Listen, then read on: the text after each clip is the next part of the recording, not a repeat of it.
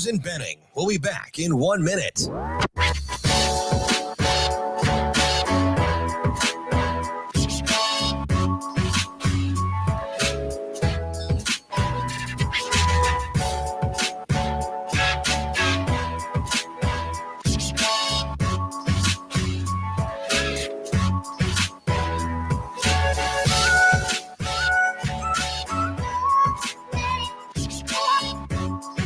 Rogers and Benning will be back in 30 seconds.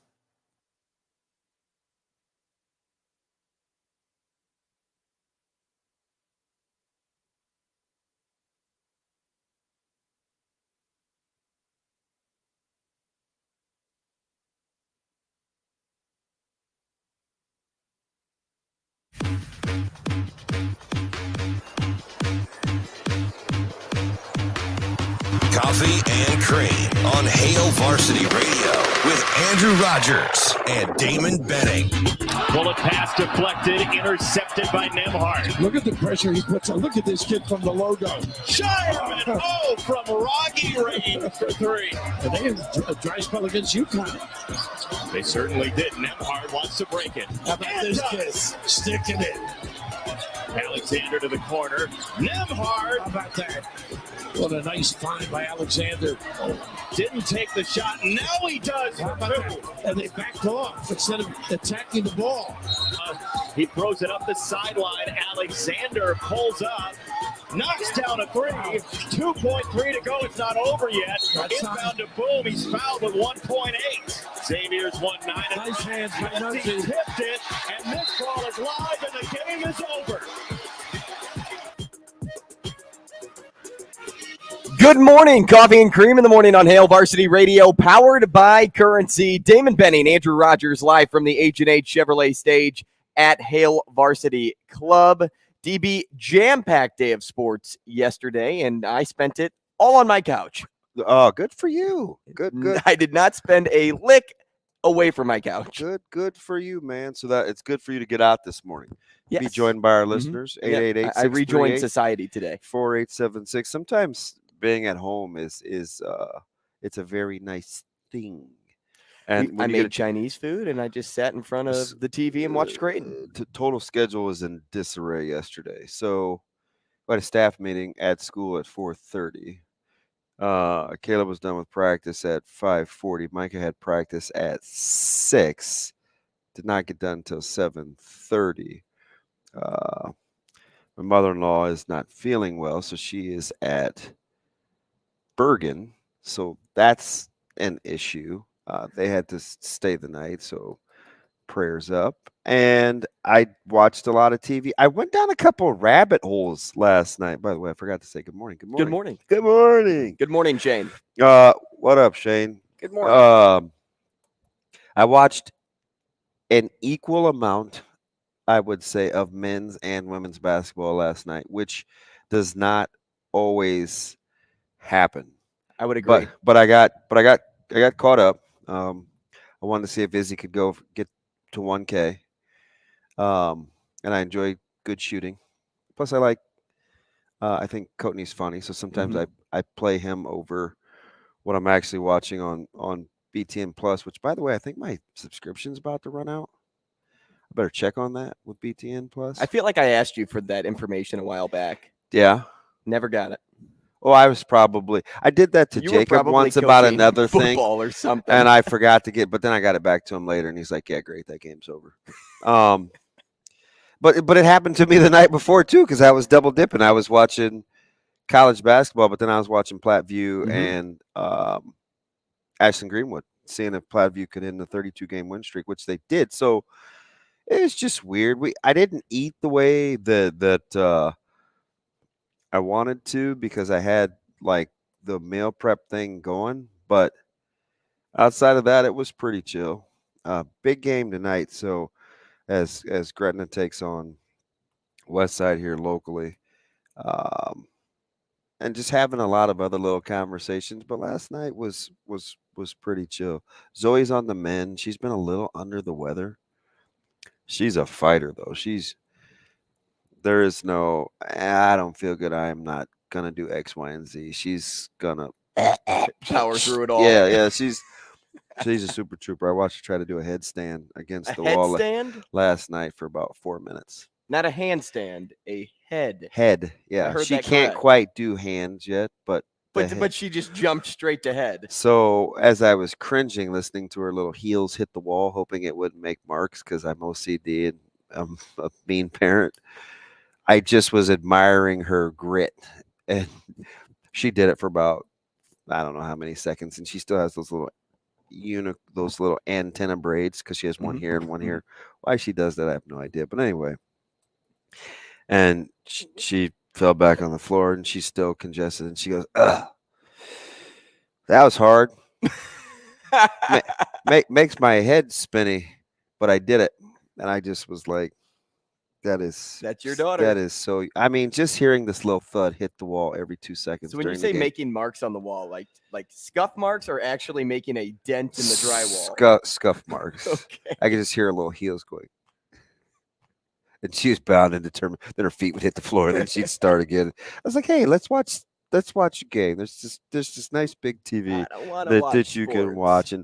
And if she'd have watched the first half with me, she'd have felt pretty good about Creighton. Although I was a little nervous when Xavier cut the lead to 1. I felt like Creighton controlled the last 5 minutes, and I was thinking, "Oh shoot, they only have a 1-point lead." But up until last night, Creighton was 8-0 when leading at the half, and 7-0 when trailing at the half. So I felt like, oh, okay, we'll be good.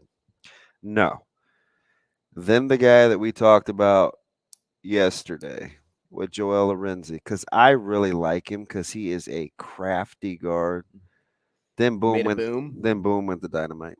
Like, I mean, he basically took over the making plays, getting to his spots on the floor. Took the tail end of that game. Great players do that, though. Yeah. And Nunji kind of cooled down. Fremantle which I forgot he played for Xavier for a half. Yeah, how old is he? Because he came over from Iowa. I was elated when he got in foul trouble, and I thought I didn't have to hear about him anymore. Right. But he made all the little plays, and Creighton didn't. Drew down it. And listen, it was funny. We were in a pretty intense staff meeting because Coach Lamonti stays on the gas, right? He's talking about elevating and getting 3% better, and it's very detailed on what we want. Like a credit card, getting 3% back. What we want to do in the off season, which I admire because I mean it's just how he is. Like he stays intense, and we were trying to figure out we're working on the plan for the summer, right? What to do, team camp, our own camp, locker room camp, whatever. So we're going through all these scenarios, and he says, "You know what?" He says, "We can talk about culture, we can talk about, brotherhood, we can talk about family." He said, "But at the end of the day, let's remember we have to stay healthy. If X doesn't play in the state championship game, we probably don't win. If X doesn't play and and their guy didn't play, and like he goes, so we need to stay healthy. He's just trying to get us on the plan." And it immediately made me think of last night. You can have all these X's and O's. You can have game plans. You can have, hey, I want to ice ball screens. Hey, on that pin down, this is the action I want. But it's a make or miss league, and big shot takers and big shot makers in those kinds of games absolutely matter. And there were like 6 plays in a back and forth game like that I felt like made the game. Creighton's inability to rebound the basketball on 2 defensive possessions. Frederick King defensively, a little loss, which got it to 71-70.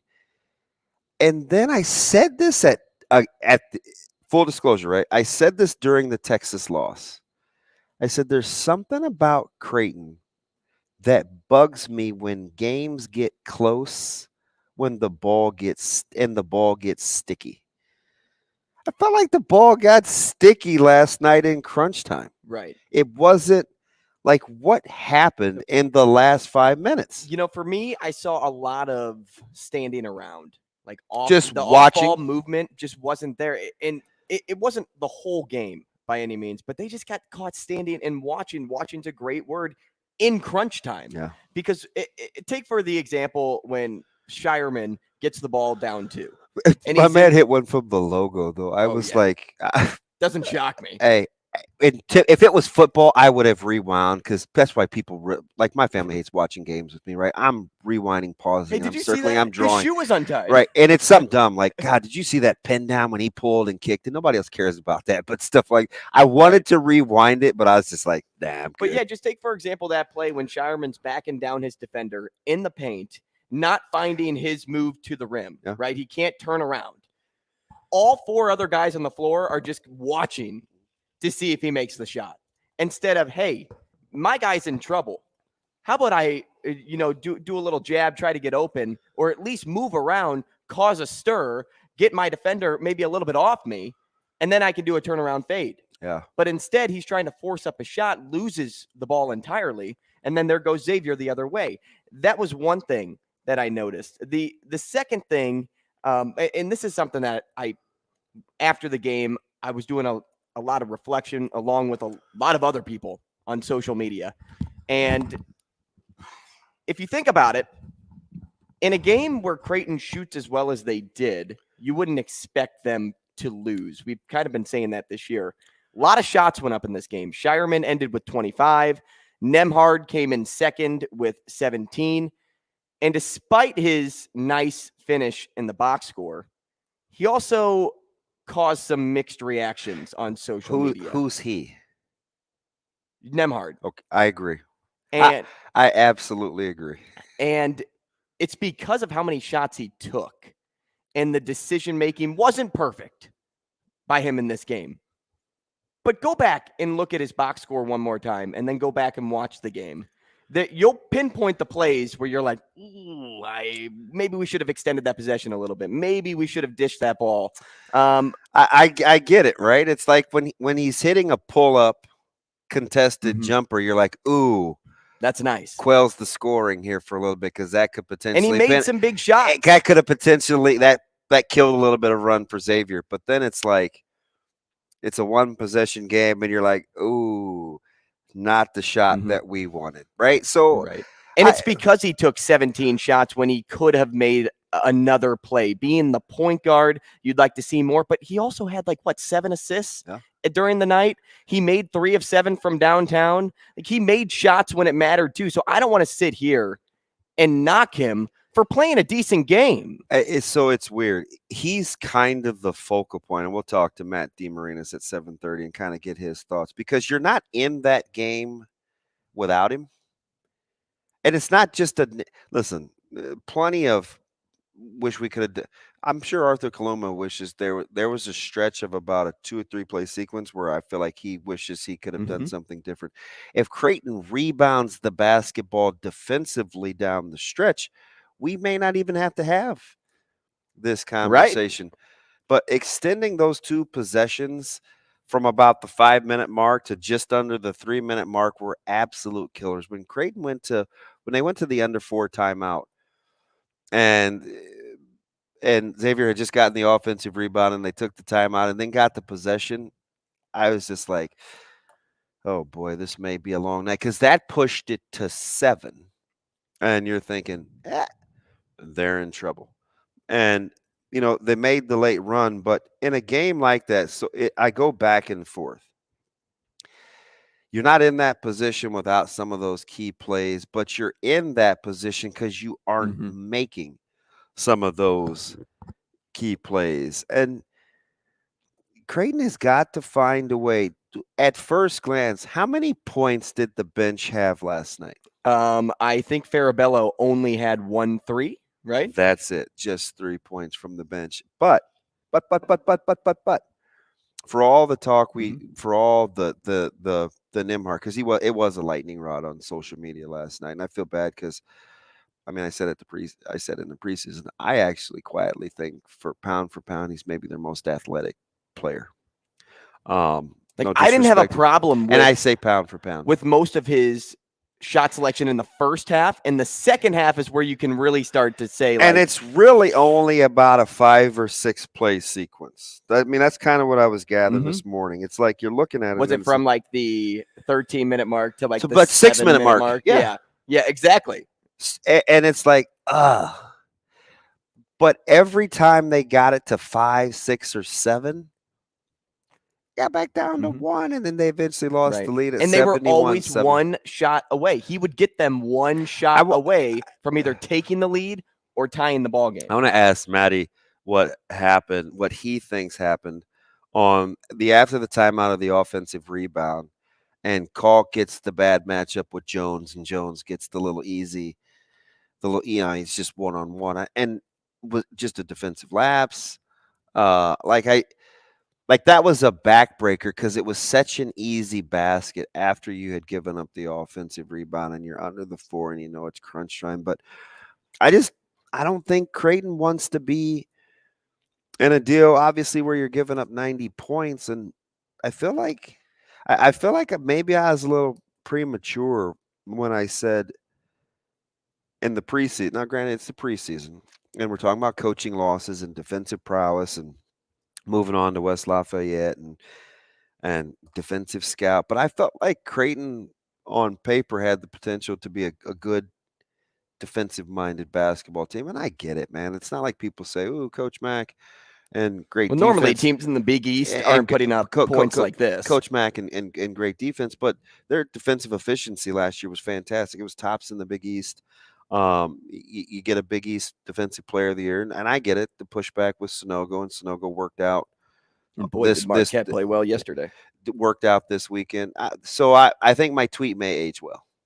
I think it will too. It's one of the few that may age well and it was early, right? I said, I think they're going to be an issue. I think Marquette's going to be a problem in the Big East. And what Marquette's doing is they're holding serve at home, right? So, and I think that you have to be able to do that. But Creighton, some of those defensive lapses where they couldn't get a stop. Now, you got to remember, there was a stretch last night where the Musketeers made 6 straight baskets in crunch time late in the second half. Like that, you want to win games on the road. I can hear Alvin Mitchell saying it now, fellas, we got to get stops. And he does this clap, and it's like, but I'm just telling you, I laugh. And he played for Hug for a year at Cincy after leaving Nebraska. And so I always used to think, like, for a guy, this is way pre-you, but Fita, Alvin was he was a bucket getter, right, out of Berg when he went to Nebraska and whatever. He always shot the ball. Like, he's an offensive-minded guy, but I watch him coach because he's got a great program, right? He coaches a really good AAU summer program. His guys guard. You cannot play without guarding. I called yesterday. I stepped out of one of the coaches' meetings. He's asking me about a little guy that I'm familiar with at the middle school level. And he says, hey, talk to me about this kid, and this kid. And I said, at the very end of everything I said, can he defend? And I'm just thinking, like, but I say all that to say, in games like that, you've got to be able to get some stops to stop the bleeding. KU, Oklahoma the other night, that came down to key stops to get Kansas back in that game. They got stops. Like, I just think it also helped that they were better conditioned to be in that moment than Oklahoma was. Probably. I mean, better team. The verdict's still out about. Last year, I was all in on KU when I didn't think it was popular to be so. Still trying to understand who they are. I don't have a good handle on KU this year, but I don't want to get too far away from that. But I just felt like they just couldn't get any key stops. And then offensively, I'm happy the Nembhard conversation popped up on social media because, and this is probably something people have been thinking about for a while. And I don't least me. So there's 2 guys that I've had this conversation with: Matt DeMarinis, Ravi Lula. Right, and it's not even just Nembhard for me. It branched off to be something bigger for me. And the reason I say people have probably already thought about this because my logic here is pretty easy to get to. So the problem I was pinpointing isn't that Nembhard's the problem, but that there's a consistency problem with the 3 sophomores on the floor. That's where I think I'm at right now. What I assess with this team is I see issues with Kaluma's game. I see issues with consistency with Alexander's game. Like, yes, we saw him put up 30+ points. Boy, he's an enigma wrapped up in a riddle, isn't he? But I still think he's hard to dissect. And then Nembhard too. There are those 3 guys right there have shown flashes of brilliance. Yeah. But they've also shown signs of youth, and that's hindered Creighton more times than not. I still can't get over how they only had 3 points off the bench in terms of scoring in a game where you scored 87 as a team. That's them, though. Like, that's their identity. All season long, it hasn't been bench points. No, I know. It's been the starters doing everything. Yeah. And it is okay, so hear me out here.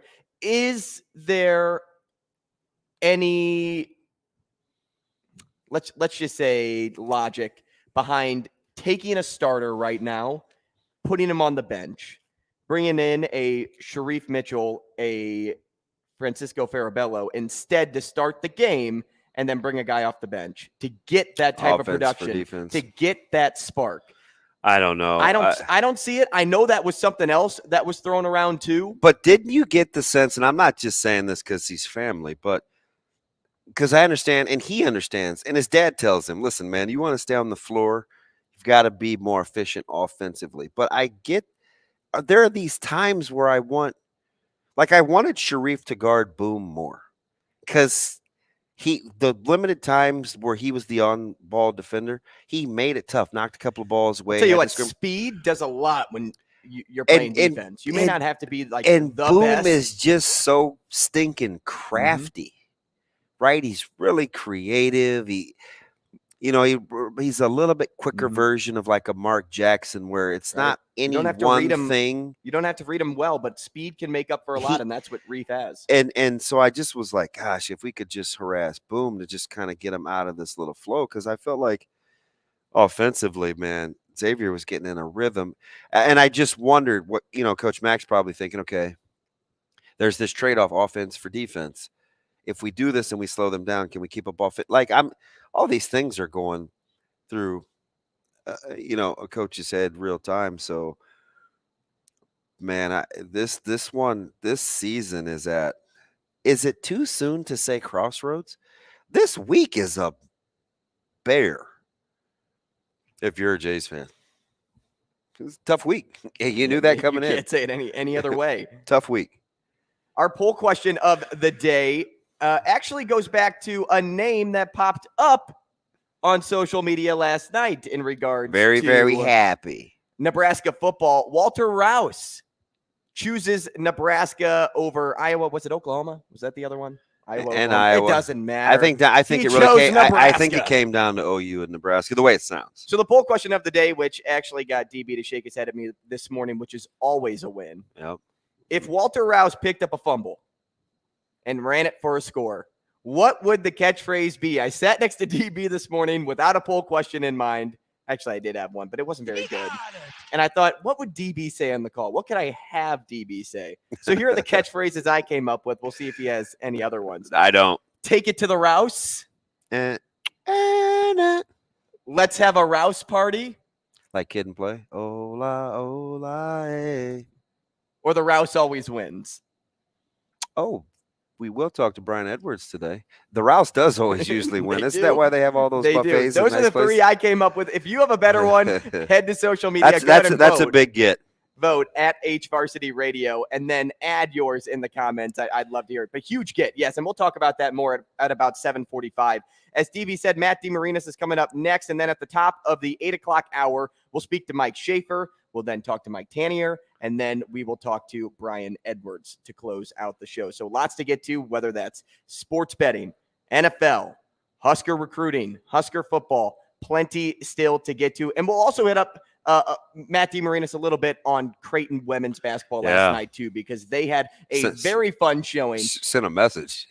I don't know if they could miss from 3 in that game, but I do know Seton Hall could miss. They went 0 for 12. Do you know Flan real well? I know. I don't. He is. So I love watching him because I know him. I'm not kidding you. And there's a lot of great coaches, right? And then I'm sorry. He is so good natured.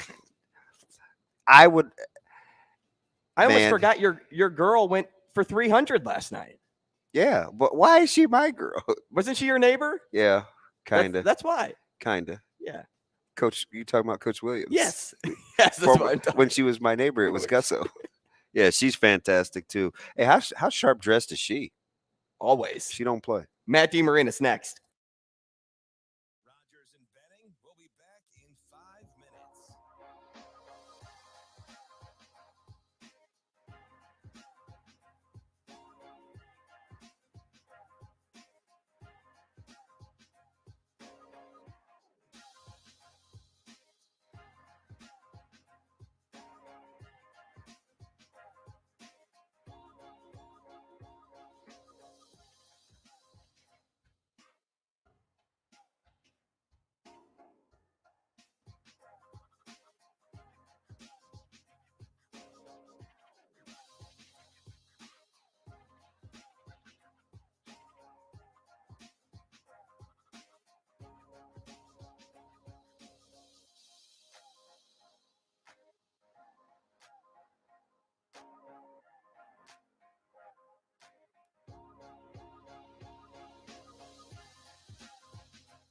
Rogers and Benning will be back in 4 minutes.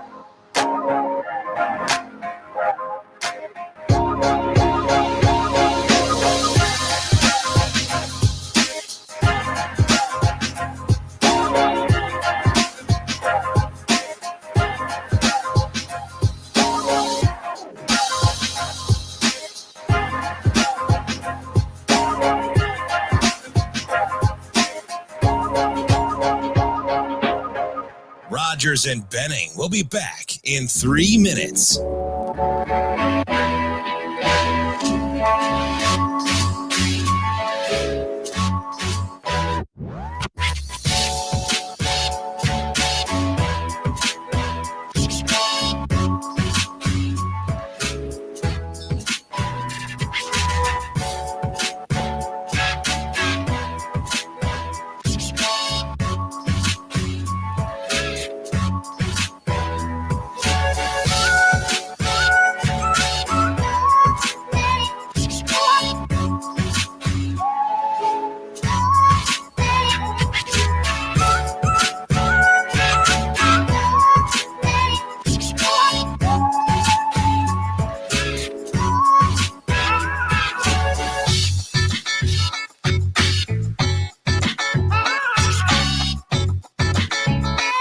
Rogers and Benning will be back in 2 minutes.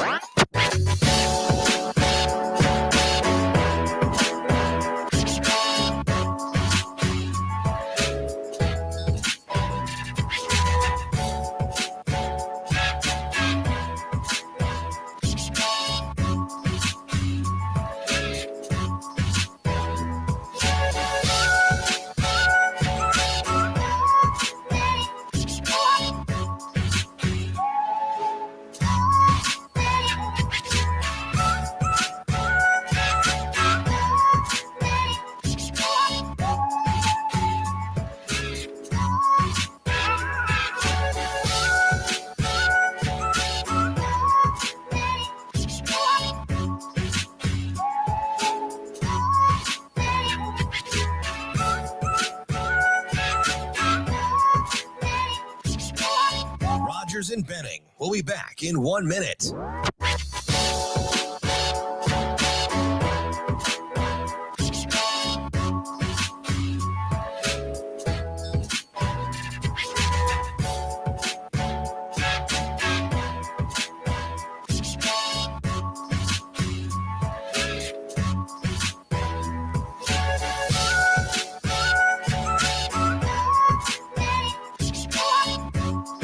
Rogers and Benning will be back in 30 seconds.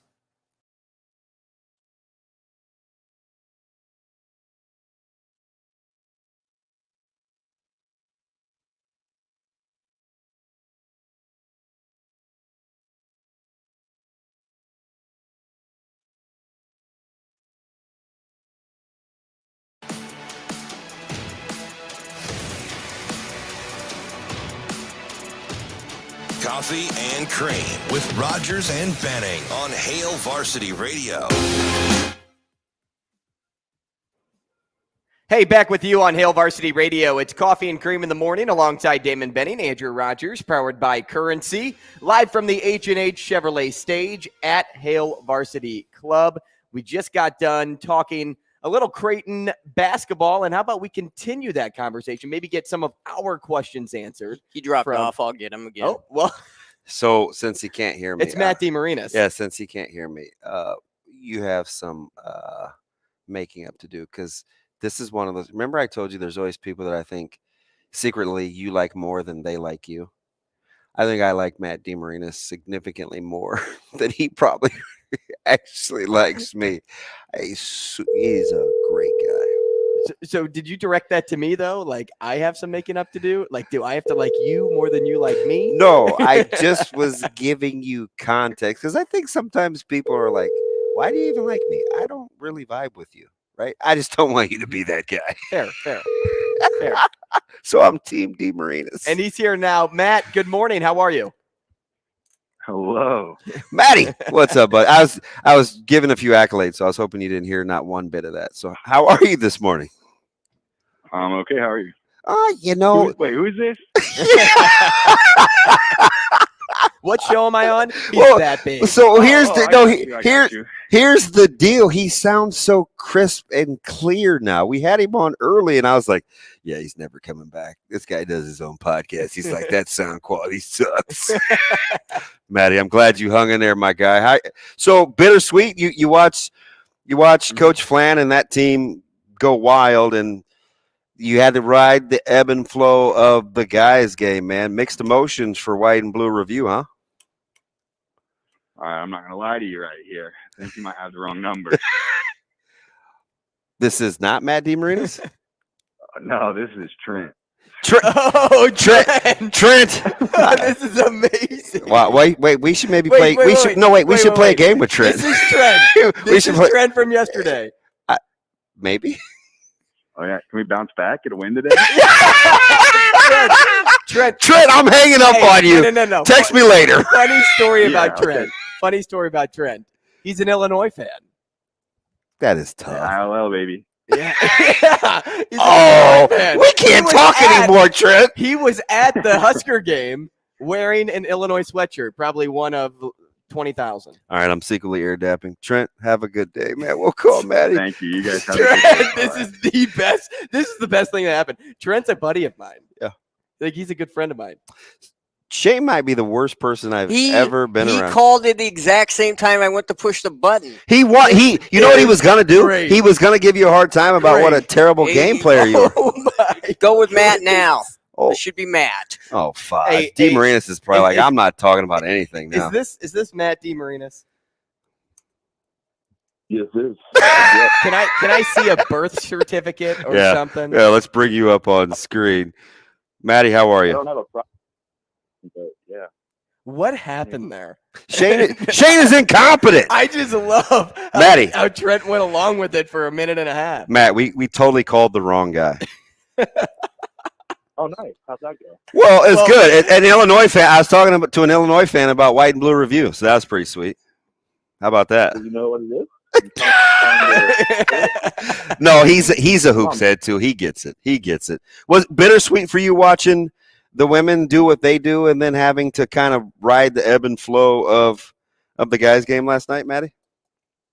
It's all kind of just like the women tipped off right at 0, so like it was kind of rushed in my mind. I got about 30 minutes left of the just a bit crazy with it.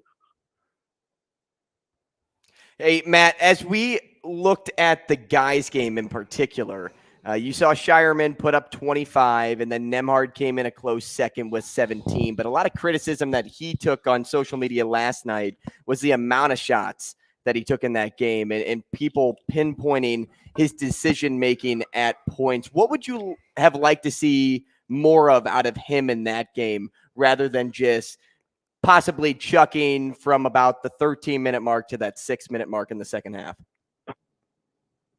Yeah, I think the shot total number is kind of stands out in a lot of people's minds, especially when you look at the number of shots like Trey Alexander and Ryan Kalkbrenner took. You know, you look how efficient those guys were, but they're both sitting at about 8 shots and Nemhard's at 17. Kind of stands out to a little bit. I guess it's easy to pick apart that number and say that needs to come down, others need to shoot more or get more looks.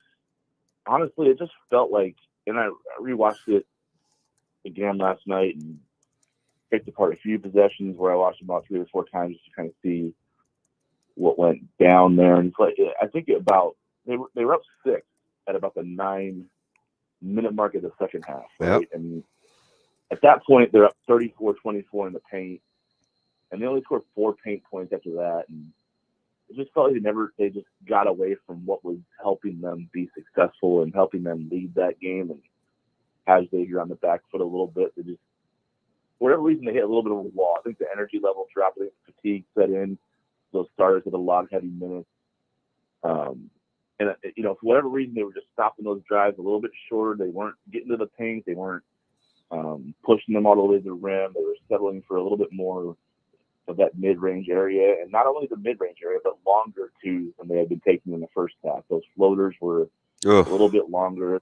Turnaround jumpers were a little bit longer. And when you're on tired legs, those things are harder to, you know, get all the way to the rim and get those lucky bounces. And it just felt like they hit a little bit of a wall energy-wise, and it affected how hard they were pushing on the offensive end, because they were having a lot of success just picking Xavier apart, just driving right down the teeth of it, setting middle ball screens, driving seams, getting all the way to the rim. There wasn't much resistance on Xavier's part of that, whether it was from the guards or from Kalkbrenner, and it just felt like they got away from that, and that's kind of what allowed the game to snowball. Because during that run where Xavier hit them 16-3 and flipped the game, you know, all of Creighton's points in that sequence came, you know, a little high-low from Baylor to Kalkbrenner for a dunk, and then 2 trips to the free throw line where they went 1 for 4.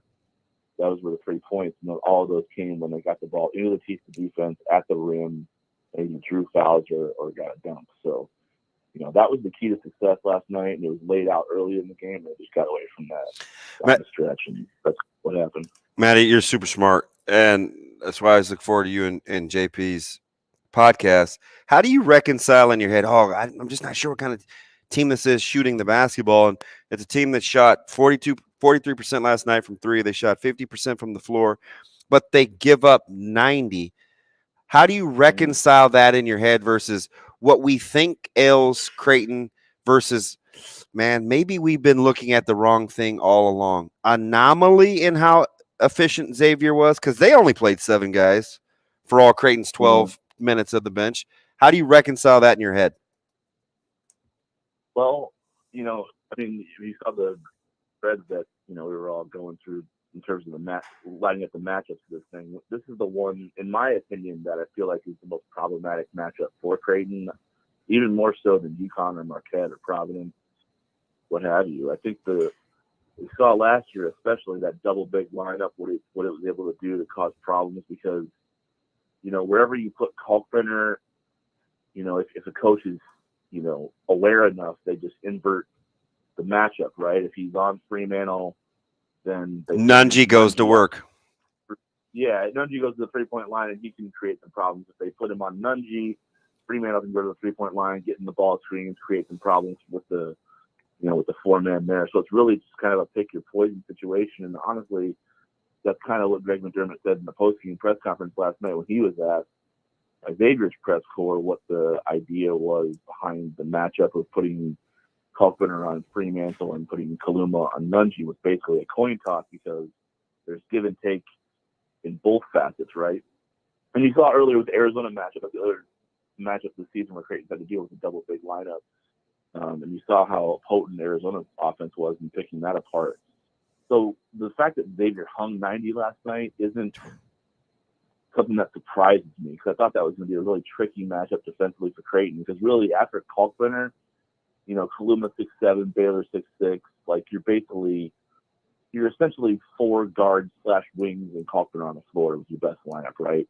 The difference in the game when you break it really down is Creighton's starting 5 outplayed Xavier's starting 5 it was the Jerome Hunter off the bench. He made a three. He made a three, Matty. Like he stuck it was like the first three he made this century. He stuck a three. He had a turnaround jumper off one leg that he banked home over Kalkbrenner. It's like that dude was in a zone that he hasn't been in for years plus, right? Going back to the Indiana days. And it's just like that was just enough to push them over the hump when you look at production, because Creighton's 5 was up to the task. It just, I think there are going to be some lapses on film where they lost Sule Bloom off a baseline out of bounds. Tracking right. Yep. Allowed him to get loose and create points off 50-50 balls. They're going to want those back because for the most part, and especially the first 18 minutes of the game, they shut him down. Trail was going to do a really good job of, I think he was 1 for 5 for the first 18 minutes. He wasn't really a factor. And then, you lose him off a screen and he hits a three, and then he gets a little hustle point in the paint, and all of a sudden he's cooking now. And it just felt like it all started to snowball. I think, from an energy level standpoint, it looked like they just hit a wall at the 9-minute mark of the second half. And then you factor in the things that Jerome Hunter was able to do off the bench versus what Creighton didn't get really off of their bench. And it just, it makes a difference in the end. It all adds up. Matt, we appreciate your time this morning. Have a great day. Yeah, you guys bet. No problem. Thank you, buddy. Up next, some Husker football talk here on Coffee and Cream.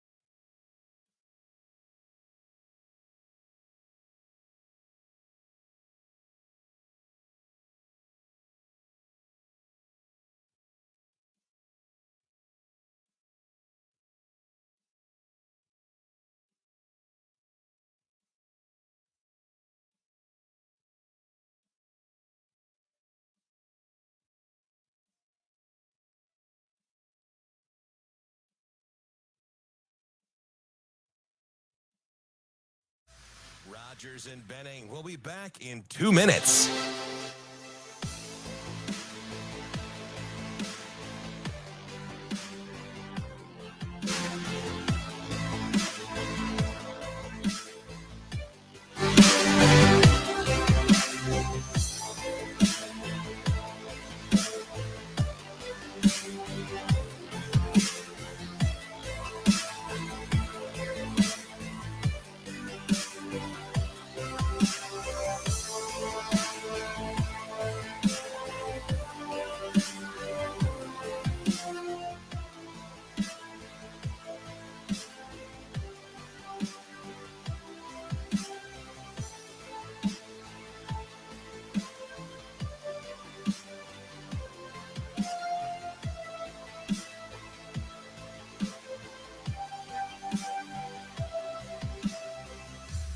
Rogers and Benning will be back in 1 minute.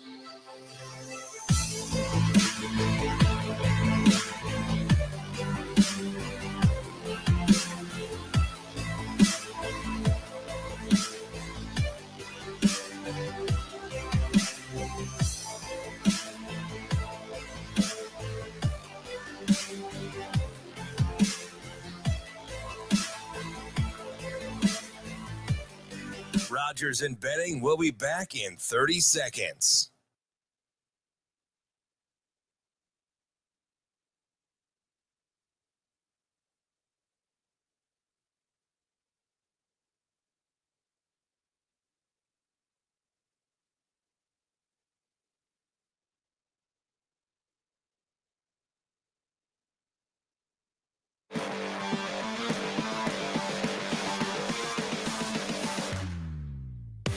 Coffee and Cream with Rogers and Benning on Hail Varsity Radio.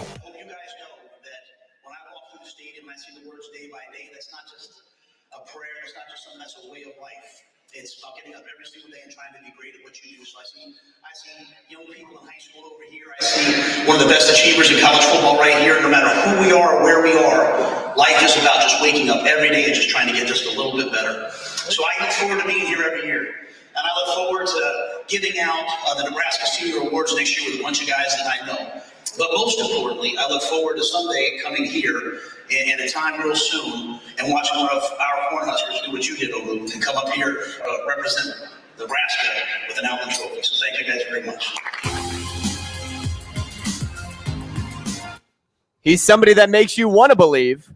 That's Matt Rhule from his initial press conference when arriving at Lincoln. Coffee and Cream in the Morning on Hail Varsity Radio, powered by Currency. Live from the H&H Chevrolet stage at Hail Varsity Club. It's Damon Benning, Andrew Rogers, Shane Schillerberg on the board doing work. And Nebraska did some work yesterday by grabbing Walter Rouse in the portal, one of the premier prospects left available at that position. We were talking to Brandon Vogel last night, or yesterday morning, where he says offensive linemen are gold. In the portal, they're gold. And Nebraska struck gold by being able to bring in a guy like him, pair him up with Ben Scott and the rest of the returning veterans on that line. And as you said yesterday, DB, there's some depth now. Yeah. It's and I don't even know what got me on it a couple 3 weeks ago, but I started looking at the scholarship distribution. I pit it against what I heard Coach Rhule say that, my sphere of influence. It's a lot of my buddies, old offensive linemen, even if they're not old offensive linemen, they're skill guys, and they think about offensive line. And he point blank said, "Hey, listen, we're gonna have a good offensive line next year." And we're like, what? Hey, we're gonna play in such a way that gives those guys an identity so they can play well. You're like, what? Not based on what we saw. Hey, we're bringing back Donovan Raiola. Everybody's like, what? Like, he does. And I said this 3 weeks ago. I'm going to say it again. Whether he hits it out of the ballpark or he strikes out, I'm telling everybody that's listening, this is not a coach that leaves anything to chance. He is eerily thorough in terms of what he does, how he thinks. It's like a healthy paranoia, which is really just taking self-inventory that allows him to flourish. So when he's talking about the offensive line, and I'm looking at the numbers, I start pitting it against what I hear. I look at who's on paper. I look at how old they are. I look at their experience. And then I got to ask the guys, hey, I get the sense Coach Raiola is pretty popular with you guys. Yeah, absolutely, DB. Yeah, they say coach because some of them know me as a coach when they were kids. But absolutely, yeah, like this is our guy. And it's like they're starting. You look at the stable, and they officially have 9 to play 5. 9 guys to play 5 spots. I don't think I'm exaggerating. Am I exaggerating? No. Are you? I don't think so. Including the recruits? No. That they brought in? So let's see if I can do this off the top of the melon. Let's go. You got Ben Scott, Mm-hmm. Rouse. Yep. Corcoran. Yep. Benhart. Yep. Piper. Mm-hmm. Norelli. Mm-hmm. Latovsky. Yep. Prohaska. And one more. Probably the more basic name, the one that you don't have to look up for the pronunciation guide. I'm missing one. Hunter Anthony. Yeah, and I don't. Okay, that's 9. That's 9. I got a safe 8. Mm-hmm. I got a safe 8. And maybe this will be the year for Anthony, who's a guy that didn't overwhelm me with his talent, but he played through the whistle. So maybe with a few more tweaks, I don't question Hunter Anthony's toughness. So that's a good 9 for me. Because it wasn't his athleticism that wowed me. I thought he was kind of a nasty guy. I remember I was talking with Jay Moore, just kind of off topic. one time, and he's a D line. Jay's a D lineman, and Jay's hard to please. I think he's really good at his craft. He was drafted by the Niners, former Husker.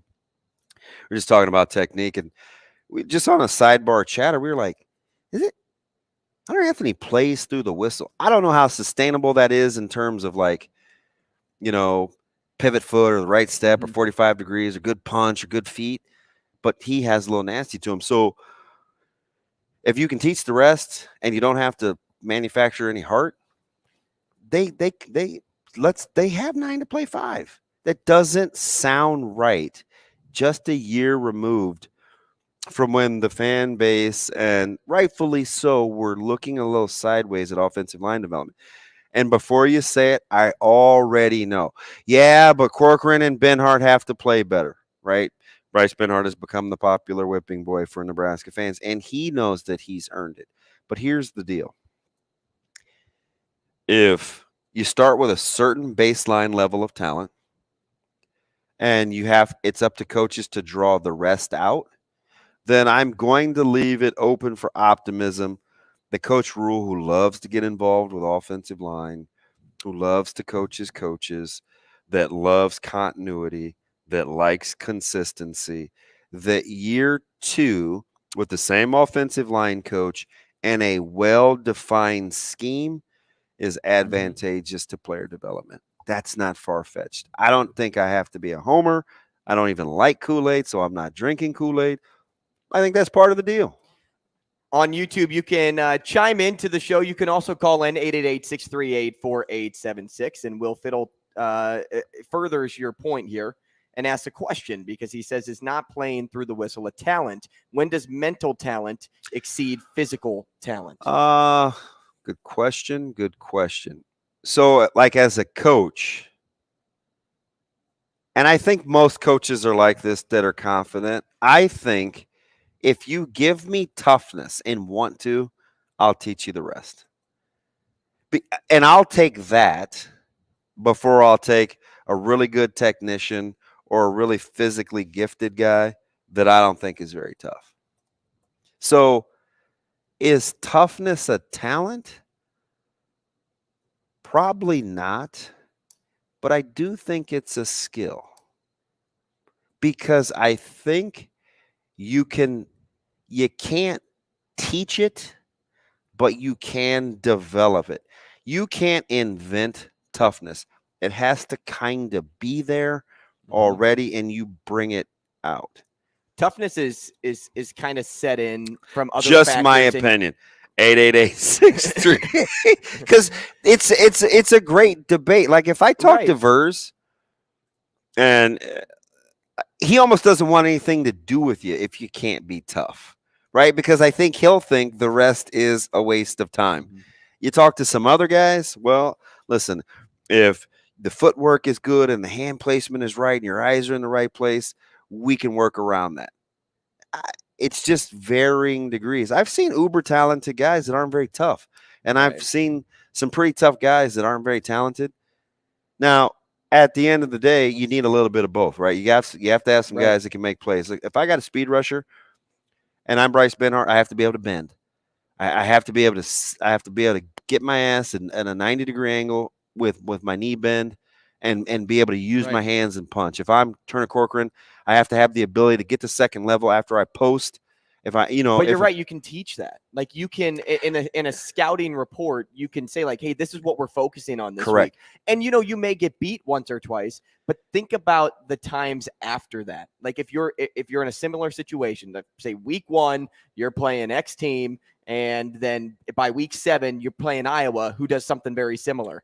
By the time they get to Iowa, things will be better. Things will be crisper. Yeah, because you learn through failure. Yeah, and if Van Ness and Campbell and some of these guys are just tougher than you, there's not much you can do about that.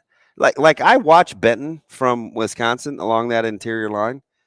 You'd also have to have like the desire to want to learn. Too. That was a tough guy, right? And for as technically sound as Trent Hickson was, Benton was a handful just because he was relentless. So there's always this kind of give and take when it comes to talent and toughness. But with Rouse, He's a really good technician. We spent some time, and some members of the family spent some time in Palo Alto, right? Off campus, had an invite out there, and we watched the way that they teach and what it is in terms of protocol. And for them, that was a program, and they're since looking for a transition in coaching. Just speaks to the analogy. Very good fundamentally, technique wise. Used to be a really good place to crank out pro talent, but what were they missing? Talent. They had the toughness, they had the teaching, they just didn't have the talent, which ultimately is why Stanford is moving in a new direction. So there's a blending of both if you want to have success at a high level. But hopefully Rouse, who was high on a lot of folks' lists, listen, say what you want about Iowa. You can hate on Iowa all you want to. One thing you can't really complain about is, number one, their development and how they play along the interior. Now, the offensive line has suffered a little bit. This was arguably the worst offensive line they had in the past 15 years, I think, under Coach Ferentz. But you cannot disagree with the fact that they know how to handle offensive line. Oklahoma, good offensive line play, right? Really good offensive line play. They know what they're looking for. So to come down with a trio and win that battle, I'll take it, especially if I was in that discussion as a benchmark. And Rouse said himself, according to my man Brian Munson, there's an embarrassment of riches at Nebraska compared to where he was. And I talked about coaching out of that sense of entitlement. Rouse has a lot going on upstairs. He's a processor. He is a Stanford guy. Remember that. We'll talk more with Mike Schaefer next. Rogers and Benning will be back in 4 minutes.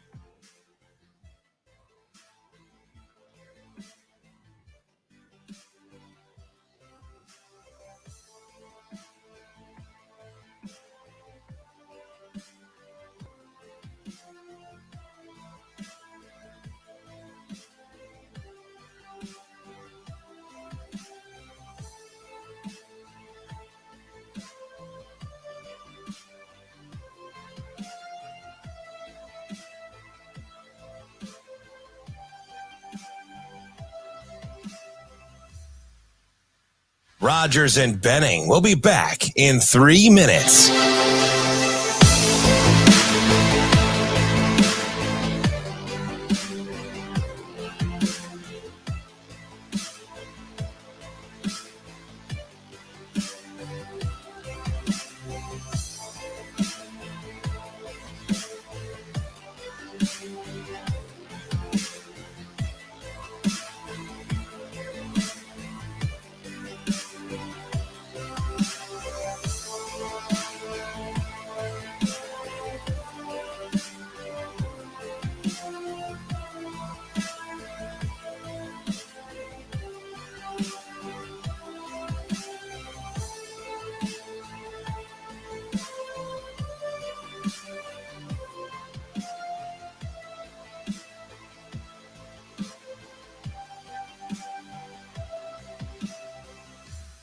Rogers and Benning will be back in 2 minutes.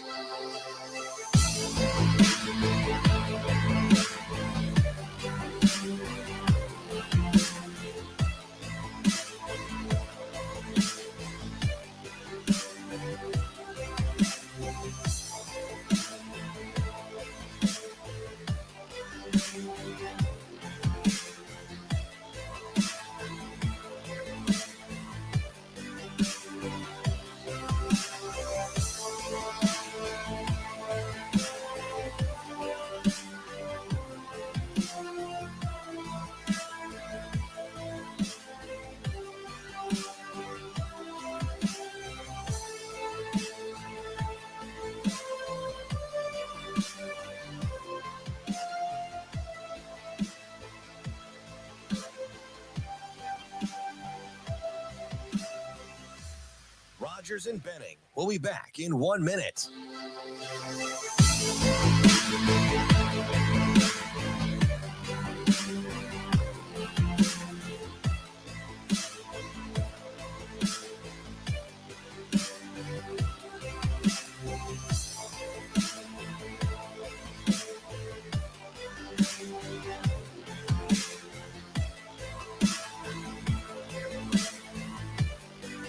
Rogers and Benning will be back in 30 seconds.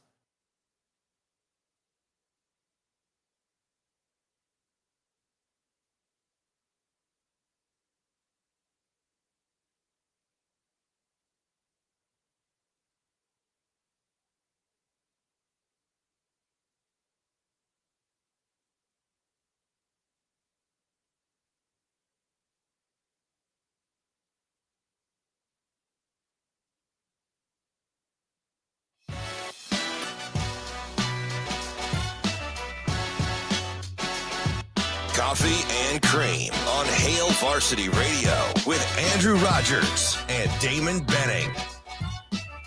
Hey, back with you at the top of the hour. It's Coffee and Cream in the morning on Hail Varsity Radio, powered by Currency. He's Damon Benning. I'm Andrew Rogers. We are live from the H&H Chevrolet stage at Hail Varsity Club, and we appreciate you joining us. 590 ESPN Omaha, 1480 ESPN Lincoln, live on Twitter, live on YouTube, wherever you get us. Thanks for joining us. And now I'd like to bring in Mike Schaefer. Mike Schaefer is one of the best when it comes to Nebraska football and recruiting, works for 24/7 Sports. Mike, good morning. Morning, guys. How's it going?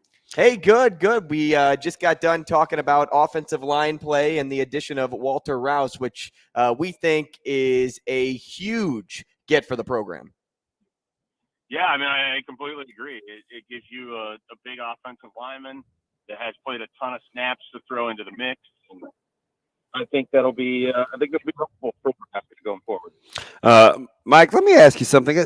I don't want to get caught up in being a prisoner of the moment or hyperbole or anything like that, but on paper, it looks like Nebraska could have 9 guys to play 5 spots along the offensive line. Rouse, Scott, Norelli, Corcoran, Benhart, Piper, Prohaska, Latovsky, and Hunter Anthony. Do you remember the last time you said out loud that Nebraska has 9 for 5? Or am I overstating that? Do you say, are you like, DB, you're crazy? It seems like 9 for 5. I think they have a ton of options if they want to deploy those, especially on the interior. That's why getting a guy like Rouse has a little more value than if you've got Bazooka, because I think Rouse gives you a strong point at an area where you were weakest with tackle. So I think because of that, the offensive line depth, you just have a lot of guys that could end up hard. And I think that's kind of where, Nebraska has its strength on that line right now. When you look at a guy like Teddy Prohaska, who I think we all think has a ton of upside, and you remember I was one of those guys in the media, I was guarding against bringing him back too soon. Now, turns out his season-ending surgery wasn't on a knee, but I do think the rest gave him a chance to get his body fully healthy. Is he the one guy, or am I reading into it that I think is the true left tackle? I think that more than even just getting physically healthy, that break allowed him to get mentally healthy. At 100%. Right before he went out, he had that North Dakota game, and he's talking about how it took him a half to even mentally be sharp. Yep. And I just don't think that he was himself those first couple games of the season. And I think that injury might be a blessing in terms of just allowing him to mentally get where he needs to be. So I think that's a big thing. I think he's your left tackle most of the time, but you're talking about bringing in a guy like Rouse who I doubt is changing positions.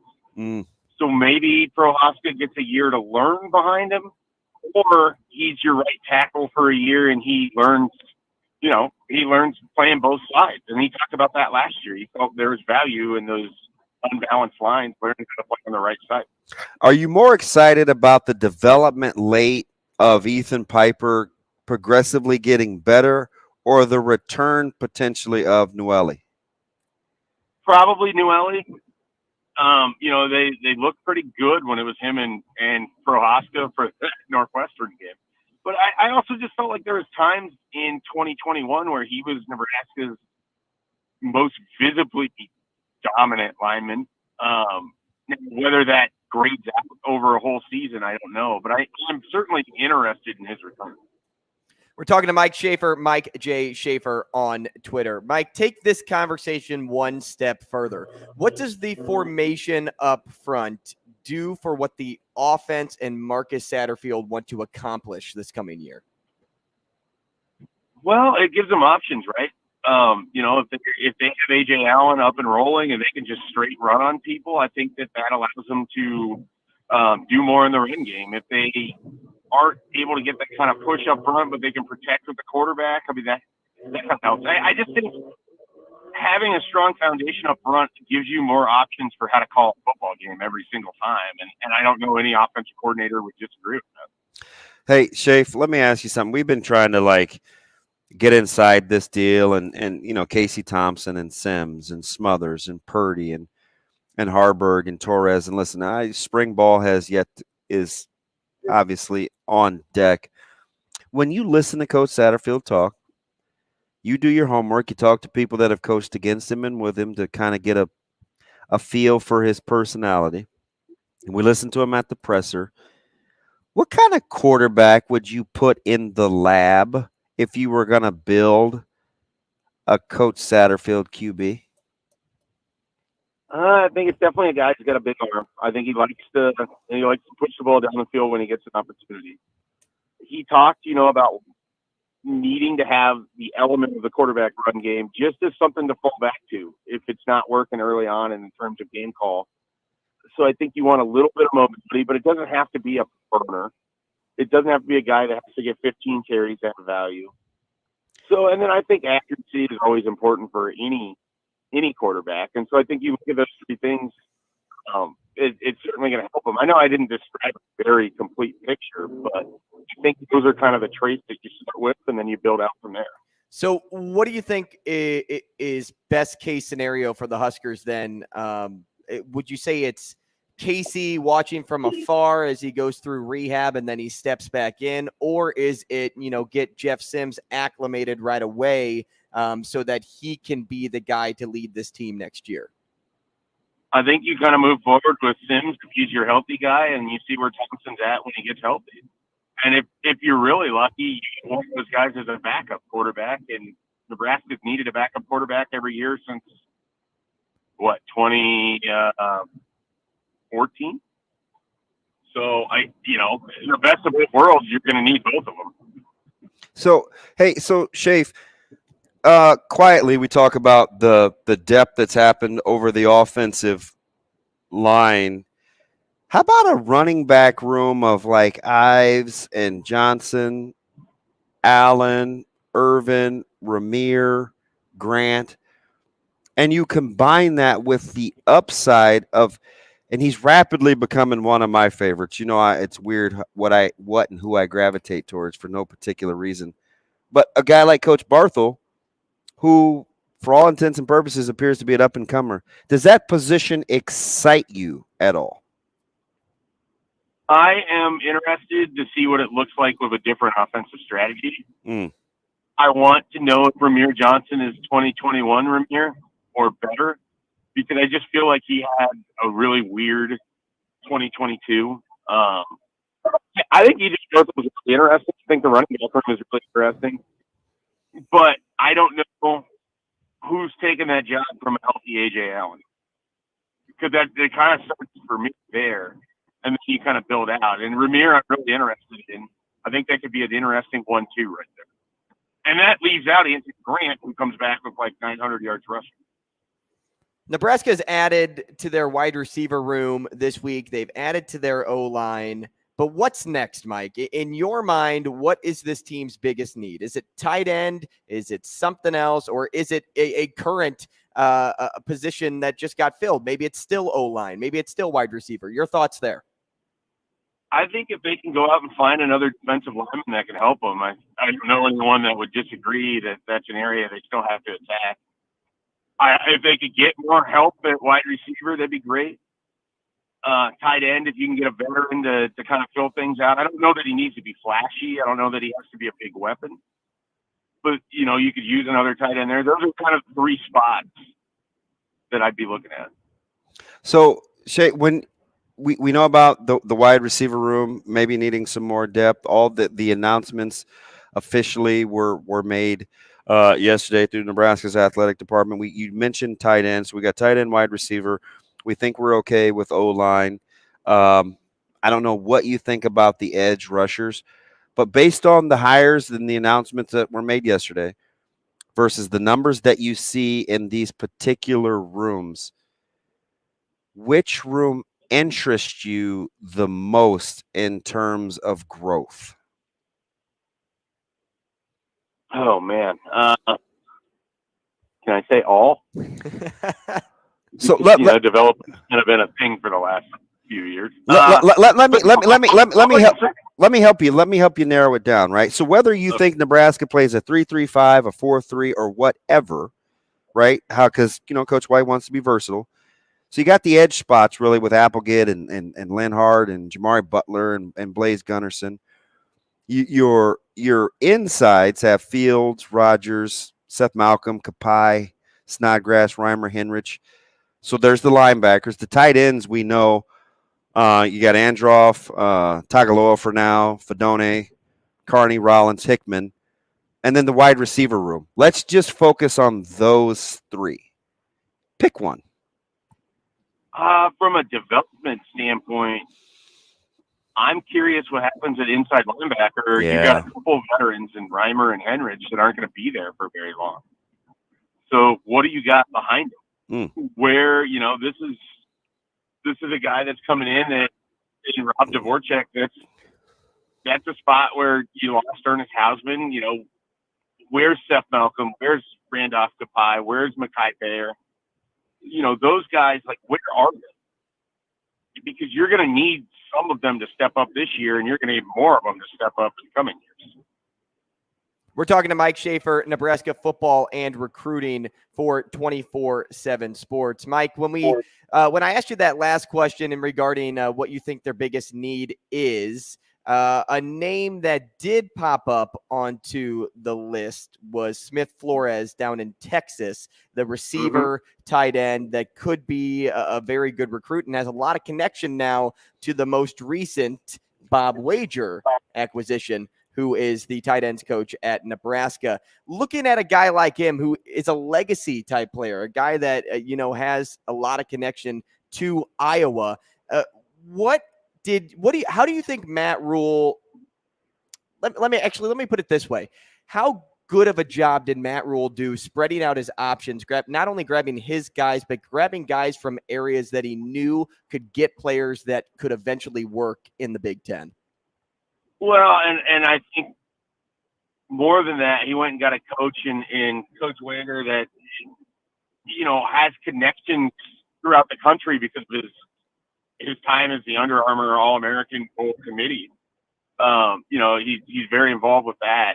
And it's one of those things where it could potentially help with this kid, and his connections in Texas are going to help with other kids. But, Matt Rhule did a nice job in terms of finding a guy like that can sort of help in some areas right away. He did it with Joey McGuire, and it really paid off. And I think we could see that there too. It's interesting with guys like Dvorak and McGuire, where are they going to end up recruiting? We've seen a lot of Philadelphia. We've seen some Texas. Where are these guys going to pop up? Because there's still some areas that I'm curious, who takes over Missouri for this staff? Who's in Illinois for this staff? Who's in Minnesota for this staff? Those aren't the biggest states, but they're states where Nebraska started to build. Under Frost, does that kind of fall off, or does that expand? I mean, Missouri's really big. Schaefer, you're going to attack that hard, but those other two will be interesting. Schaefer, if we're just talking about the Big Ten, I kind of like how you said that with kind of the radius, even though I have never been in love with, and Schaefer knows this, the 500-mile radius, but it could be pretty critical with this staff because I definitely think it's an emphasis. And in the last couple of days in our household, hearing from Michigan State, Minnesota, schools that are coming here shortly, are there a couple of teams? Wisconsin last night. Are there a couple of teams in the Big Ten, given the coaching changes? We've seen what's happened in Minnesota. We know what's going on in Wisconsin. Michigan State has just offered, Christian Jones at Westside, and they've got TJ Hollowell on staff, who's the former Husker, who is going to do his due diligence in this state. Is there a school or schools that you think, given the direction they're moving, they have my interest when it comes to recruiting prowess locally? And you can't say K-State because they're out of the conference, and I think everybody's well aware of their prowess.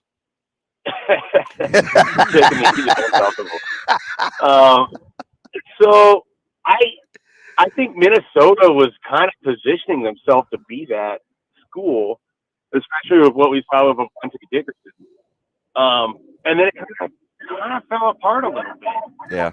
It felt like it could be trending that way, and now it doesn't. So it does feel like there's a little bit of a void there. I'll be curious if Michigan State can actually make some hay. I know that was a school that offered Daniel Cannon early, and Christian Jones now early. Yeah, they'll be here Friday, or it's going to be really interesting. Thursday or Friday. So there's just a lot happening there. I would say I would lean a little bit towards what Wisconsin does with Luke Fickell. I think they could be kind of an interesting school. Hey, Mike, before the show started, I sat down in my chair and I looked over at DB, and I'm trying to come up with a poll question. And, DB, known for being on the calls for some Husker games, at least as of late. And the poll question I came up with was, if Walter Rouse picked up a fumble and ran it for a score, what would the catchphrase be? What could you hear DB saying, or should he say, based on these options? You ready? Stop. It's either take it to the Rouse, let's have a Rouse party, or the Rouse always wins. What do you think? Schaefer likes to wager. I knew he was going to say that. Is it because I'm a degenerate? Hey, I am too, Mike. It's all good. Yeah.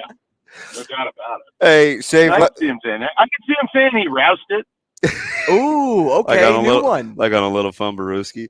Schaefer, let me get you out of here on this. Coach Rhule says, hey, you know what, media? I trust you. I embrace you. I want you to come to a practice. What position group is Mike J. Schaefer going to watch on day one of spring football practice? The real answer is Michael Bruns tells me. But if I'm allowed to make my own decisions as a 35-year-old grown man, I think I'm going to go watch the wide receivers because I want to know if there's something else there. Like I'm still kind of worried about that group. If Billy Kemp is all they get, do they got some young guys? Is Victor Jones Jr., is he going to be interesting? Where's Tanier and Bonner at? And then, pending on the win, you'll be able to see some of these guys picked up in the 2023 class. I think we're sleeping on Marcus Washington. I really do. I like him. We could be. Mike, thanks so much, man. We appreciate you. Go ahead, Schaefer. Go ahead. He's really interesting. Appreciate it, guys. Oh, thanks, Schaefer. Thanks, Mike. That's Mike Schaefer, Nebraska football and recruiting for 24/7 Sports. Toss him a follow on Twitter at Mike J. Schaefer. I wonder where he was headed. He's been everywhere. Is he using emojis? He was doing radio yesterday. He was doing radio this morning, and now he's just in the car, man. Like is he our version of Mike Sauter? Is he a man of the people? Could be. Maybe he's just doing what the boss tells him, though, right? That's what he was saying. I love Brunsey too, so I'm staying out of that. I'm a neutral. I'm just a neutral observer. Man, what do you think, though? I mean, I asked him this question because I really was trying to think about this after Nebraska added Rouse last night. What is next? What is next for them? What is number one priority now? Is it still a need that we've been talking about consistently, or is it something completely different? Well, from a numbers standpoint, although I do think something's going to shake out.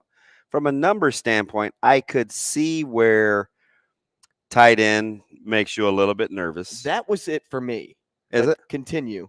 It's all right. You got, like I said, you got Androff, you got Tagaloa, you got Thomas, Carney, Rollins, Hickman. You have no seniors.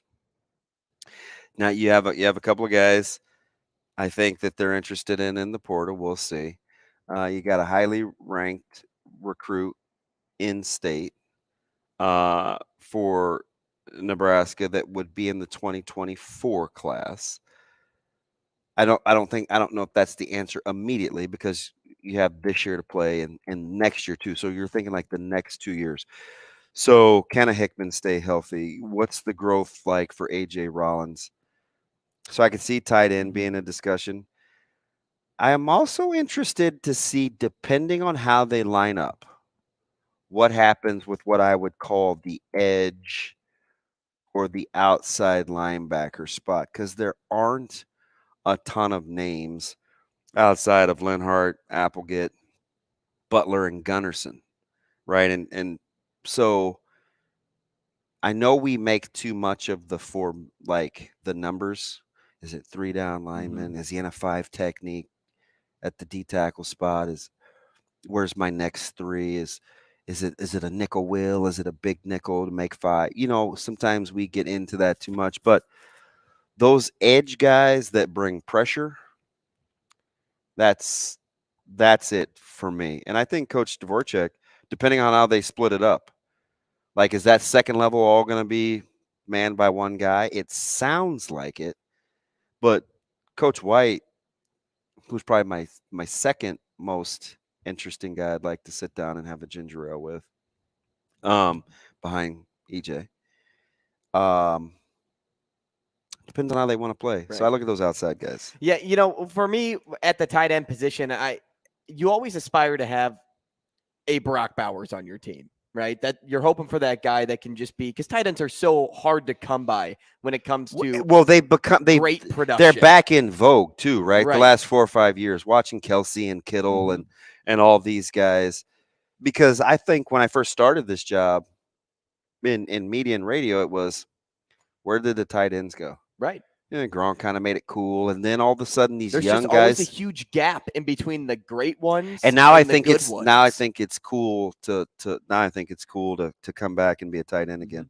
And I think that is something that whoever quarterbacks this offense could greatly use. I mean, you get a guy that can block at the line if need be, because if you're going to use a fullback, a traditional type fullback, which I don't think they won't. Which they won't. But even if you line somebody up in a fullback spot, it'd be nice to have a tight end that can also do some blocking up front and then break off. Is it run action? So, you always start with offensive install with your core running plays, right? Is it zone? Is it power? Is it sweep? Is it you just have, there's usually about, you have your counter game or your gap game. You have power, like however you want to install it. I wonder what Nebraska's core 3 or 4 pet run schemes will be, because that will tell me how they utilize tight ends and fullbacks, or the position of a lead blocker. Let's just say that. Let's not say fullbacks. Let's say a lead blocker in the backfield.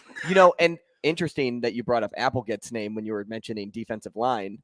That's a name that popped up on Sam McEwen's watch list for potential fullback. Tell you what, just a name to throw out, because he was just picking and choosing from the roster. That was the one defensive player that he turned offense for that point. I'm officially logging on to the Homer Network. I am. Full disclosure, especially his junior year. Senior year, a lot I think was happening with that Southeast team in terms of how their season was going. But Jake's junior year, Applegate, ODB was a huge fan of his versatility. And not a fake tough guy either. And I like him as an athlete. Well, so I'm gonna cheer for him. You like players that give it their all. And I'm just watching him on film. I'm like, he could play here, he could play here, he could play here. Versatility. And again, don't know what happened his senior year, but I do know he's capable. That's for gosh darn sure. Hey, stick around. We'll talk NFL next with Mike Tanier and follow it up with Brian Edwards to close out the show. All of that coming your way.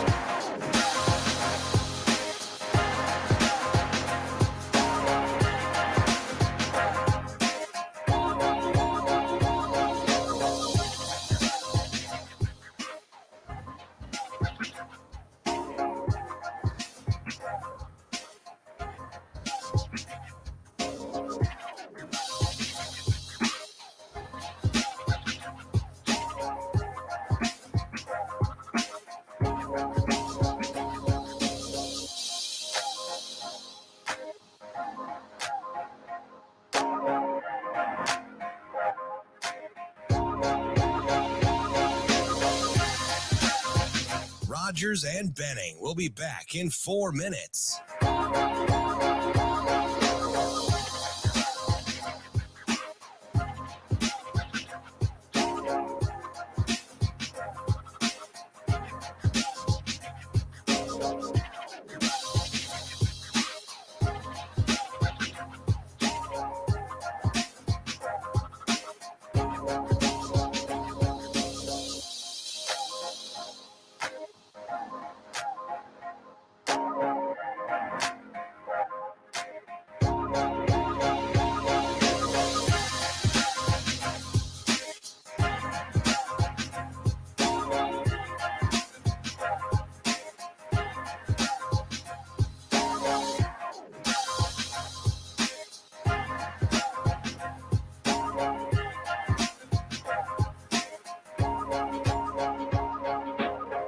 Rogers and Benning will be back in 3 minutes.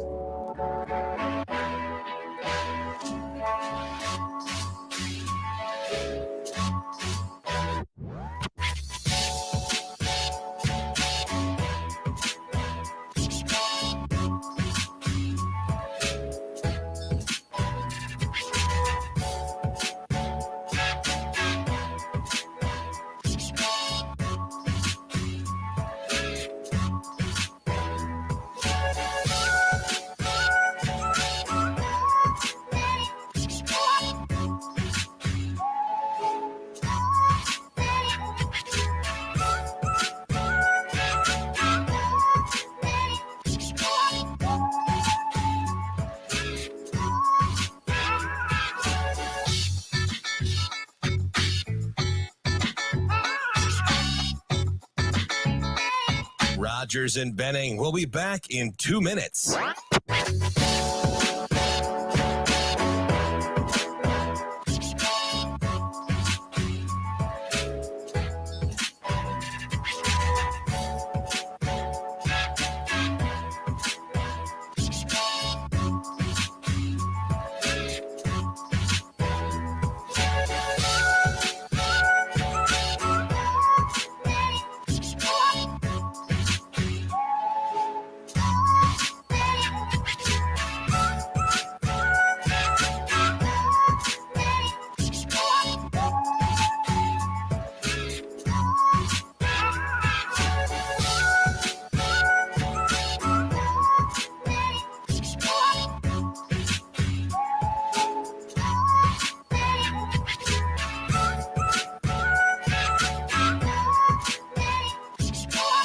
Rogers and Benning will be back in 1 minute.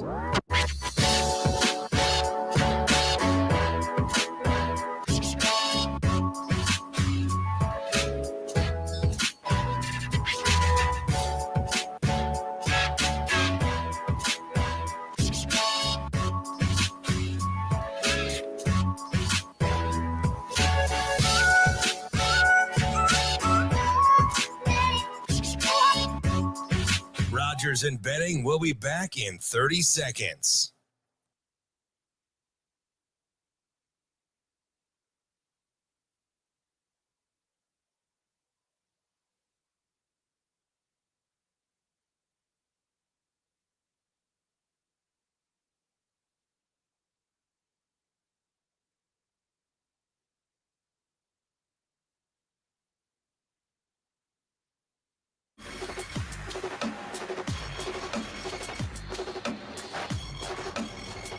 Coffee and Cream with Rogers and Benning on Hail Varsity Radio. I mean, I think it's the same approach that we've taken every single week. Obviously, we try to win every single game that we play in. This is no different. We just know that, it's win or go home, and there might be a little bit more attention to detail, but again, this is the standard that we set for ourselves, and Coach McDermott sets for ourselves at playoff caliber. Now that we're here, it's championship caliber. So there's always going to be that just little up in effort or attention to detail, because again, like, guys don't want to go home. We're playing for each other. We love each other, and we got a job to do. Coffee and Cream in the morning on Hail Varsity Radio, powered by Currency, live from the H&H Chevrolet stage at Hail Varsity Club. Damon Benning, Andrew Rogers. We are live 590 AM ESPN in Omaha, 1480 ESPN Lincoln, live on YouTube, live on Twitter. You can catch us anywhere. Our reach is vast. Even John in Alaska is listening to the show right now. And rightfully so, because we're talking to Mike Tanier. He is our NFL guy when it comes to let's just say the playoffs today. And he's senior analyst for Football Outsiders. Mike, good morning. Good morning. If that was Josh Allen I was listening to, that exactly he sure has mastered the art of saying nothing. He has mastered the quarterback art of saying absolutely nothing. So let's starting point. Let's stay right there, because I'm telling you, full disclosure, I'm going to get into Mahomes and him being his own benchmark at the quarterback spot. But let me start with Allen to kind of set it up. We hear about, hey, MVP candidate. He can do it all. He's this multi-dimensional guy. They put a ton of pressure on him. And I know he's still young in his evolution at the quarterback spot. But how critical is it for you for him to get over the hump this year as close to a high-end favorite as the Buffalo Bills are? I don't know. If he crashes into Patrick Mahomes, that's just like Brady and Manning going at it. I don't really have a problem with that. If he makes the Super Bowl, that's a success. If he loses to, the Eagles or 49ers or whoever in the Super Bowl, still a heck of a season for Josh Allen. I don't think Josh Allen has a lot to prove. Now, if he goes out there and lays an egg against the Dolphins, I'd be worried. If he has some 3-interception game in a game they're supposed to win by 2 touchdowns, I'd worry. But Josh Allen has proved just about everything he has to prove. He's still growing. He's still overcoming some mistakes. But I'm not looking at him to say, get past Mahomes or else I'm going to put you in some other tier. He's really arrived at that level. All right, so let me morph into Patrick Mahomes, because we got into this discussion, Andrew and I, yesterday about the level of importance for this playoff stretch for Mahomes. And really, he's become a victim of his own success. Playing in conference championships, playing in Super Bowls. He's his own standard, which I think is what you strive for in sports. But having said that, is this year critical when you look at the value, and he's going to probably be the MVP when we look at how he's valued versus the actual productivity of winning meaningful games? That's one of those things that we talk about here, but they don't talk about in Chiefs headquarters or in NFL circles. They don't say, well, you lost another AFC championship game. That's what we do on our shows, because we generate a little bit of a drama and a soap opera with that. But I'll say this about Mahomes. This year, he's affordable in terms of his contract. Next year, he's kind of affordable in terms of his contract. 2024 is when that $60 million, I don't know what the number is, these crazy numbers kick in on that 10-year, $500 million contract he's on. So I think from the Chiefs' standpoint, what they need is results this year, results next year. And that means, AFC championship, that means Super Bowl. Ideally, it means Super Bowl victory. And if in 2 years Patrick Mahomes hasn't given them that, then there's going to be some hard questions because his price tag and his value go up. Mike, let's move away from the guys that we know. How about the guys we don't know? 7 quarterbacks are making their first career playoff start. I mean, what do you make of the backup plans teams are running with / Justin Herbert having his first career playoff start? And how competitive can those teams be when you have to face teams that have their superstar quarterbacks awaiting? Let's see. Skylar Thompson, Dolphins, they're done.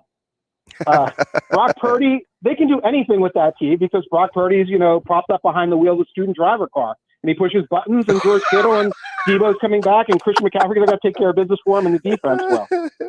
I think both Trevor Lawrence and Justin Herbert are phenomenal young quarterbacks. They're in the start of the journey. And I think in terms of the Ravens, they're in this weird situation with Lamar Jackson. Tyler Huntley, the backup, is hurt. I think they could win a game with Tyler Huntley. Let's put it that way. If they're going out there with Anthony Brown again, that's like going out there with Skylar Thompson. The Ravens are going to be a one-and-done situation as well. And in terms of the Eagles, the sky's the limits with Jalen Hurts. He's one of those guys on the rise, like Herbert, like Trevor Lawrence. So you think the Ravens can beat the Bengals without Lamar Jackson? If Tyler Huntley is there, if they play their A game, if their defense steps up, yes. I believe it's possible. I would call the Bengals favorites. But the issue right now is it sounds like Tyler Huntley is going to be limited if he plays, or it's going to be Anthony Brown. That changes the dynamic. There's a big difference between a veteran backup and a rookie third stringer, and the Ravens are crashing into that in the playoffs. What's the quote? So you're telling me there's a chance. Mike, let me ask you something, because just listening to you, it's fascinating. This is why he's one of the best in the business. I'm going to get back to the quarterbacks. And you're not going to settle a debate, but I'm curious to get your vantage point. We got into this discussion of the prowess of Herbert meeting the production in terms of meaningful wins versus I keep hearing he's like the caliber of Herbert. It's like you think this guy has won a ton of playoff games, but he has yet to, versus a guy like Kirk Cousins, who's been extremely consistent on a team that's won a lot of close games, yet he's off maligned. Let me ask you, are you taking in this playoffs, are you taking more trust in Herbert's performance or Kirk Cousins? In the first round, I'm taking more trust in Kirk Cousins. It's a beatable opponent. He doesn't have to do a lot. If he's just managing the structure of the game and the defense is going to shut down Daniel Jones and the Giants, I have more faith in Cousins, whereas the Chargers are full of inexperienced people going out there. The whole Herbert thing is weird. Very much so. We can all see the upside and the talents and the traits. And there are some tastemakers on the internet who then leapt over a couple of steps along the way, jumped up 5 steps along the way and say, oh, he's Josh Allen. I want to see Herbert overcome some adversity. I'd like to see him win this playoff game, or at least have like a 42-38 shootout with Lawrence. I need to see more things like that before I anoint him top 5 or top 6 or whatever. That said, if you ask me who I want next year as my quarterback, I want Justin Herbert, not Kirk Cousins. That's not even a question in terms of what they are capable of doing and the upside they possess. Hey, as we keep the conversation with quarterbacks here, I'm going to bounce back to the Ravens for a moment. Do you think Lamar Jackson has played his last game in Baltimore? A couple of weeks ago, I would have said no. Now it feels like there is a serious rift, serious poison, toxicity in terms of how both sides are doing this. I don't understand the communication level between Jackson and the team in terms of his injury. If he is protecting himself, making a business decision, I think it's too late for that. That's something you do for a game. That's not something you do in a playoff game, etc. That said, what I think will happen is that the team will franchise tag him and say, okay, Lamar, it's your move. We still possess the rights to you. We're not just going to make you a free agent. There is no galaxy in which that makes sense for us. We want to retain your rights. And then if you want to try to talk trade, we'll talk trade. Problem is Lamar Jackson doesn't have an agent, doesn't have somebody representing him in the trade. Very weird, very unusual situation. So I would say let's go with 50-50. Mike, the Ravens are going to part ways with Lamar Jackson sometime in the offseason. Mike, best job available, and would you give up a first-round pick for Sean Payton? I would not give up a first-round pick for Sean Payton. I don't know what his real enthusiasm is for doing a rebuild and what his real enthusiasm is for coming back and just being part of the grind and doing this thing and being the emperor of an organization. That legitimately worries me, and I don't want to get into a bidding war with, say, the Rams once McVay leaves. I don't want to get into a bidding war with the Broncos, and all these teams have Walmart money behind them, et cetera. Mike, the job I would like is the Carolina Panthers. Interesting. They have a great offensive line. They've got good defensive pieces. They've got DJ Moore, young owner who seems like a reasonable owner who's not going to be really hands-on and goofy. You go in there, you draft good cap number. You get your one rebuilding year, and then you're competing in 2024. If I'm a coaching candidate, I'm talking to Tepper, I'm talking to the Panthers, and I want to see what they're going to put on the table for me. Mike, 48 seconds here. I just need one team name said. Who wins the Super Bowl? Kansas City Chiefs. All right, there it is. I think they're the best team. Mike, I feel bad. I need a shower. I said the Chiefs are the best team in the AFC, and they have Mahomes, and I still took the Bills. I didn't feel good about it. Mike, we appreciate your time this morning. Thanks so much. That was a lot of fun. Always a pleasure. Take care. Enjoy the playoff games. Thanks, Mike. That's Mike Tanier on Twitter, Tanier. And we have more NFL talk coming up with Brian Edwards because he likes some plays for Super Wild Card Weekend. We will get into that and give you some of the best plays next on Coffee and Cream here on Hail Varsity Radio. Rogers and Benning will be back in 4 minutes.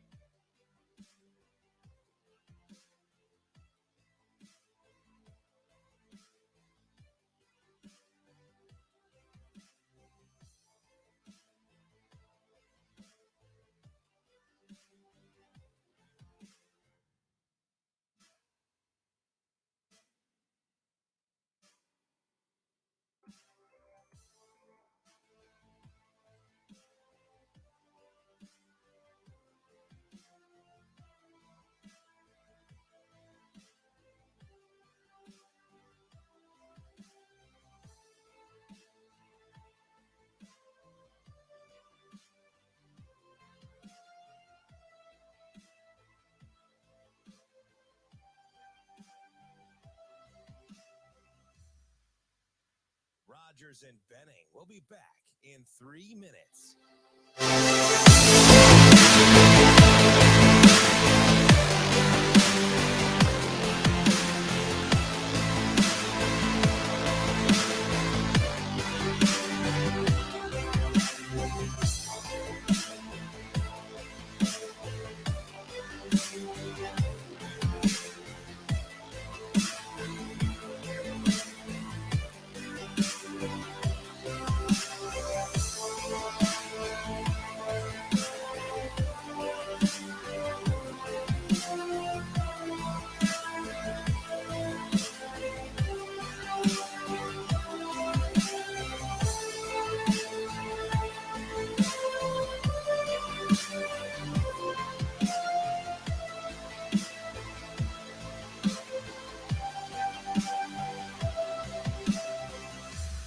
Rogers and Benning will be back in 2 minutes.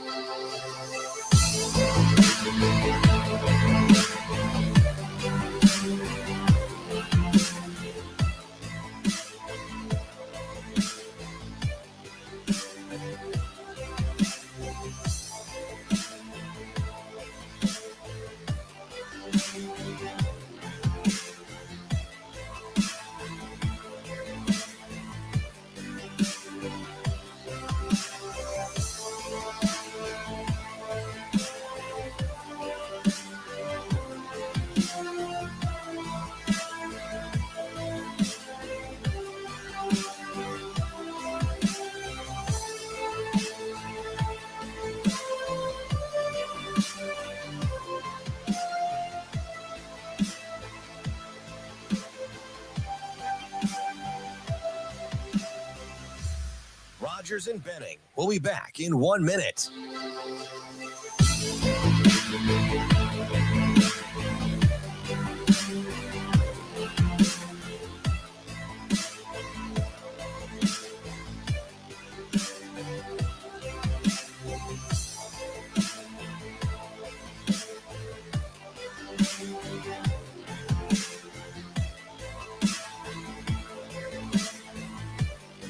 Rogers and Benning will be back in 30 seconds.